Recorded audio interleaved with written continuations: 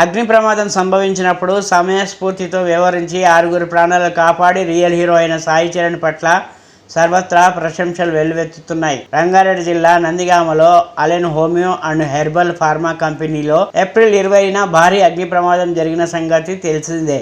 అందులో ప్రాణాపాయ స్థితిలో ఉన్న కార్మికులను 10వ తరగతి బాలుడు సాయి చరణ్ కాపాడాడు. ఈ నేపథ్యంలో ఎమ్మెల్యే వీర్లపల్లి శంకర్ ఆ బాలుడి ముఖ్యమంత్రి వద్దకు తీసుకెళ్లారు. అనంతరం రేవంత్ రెడ్డి శాలువా కప్పి అతడిని అభినందించారు.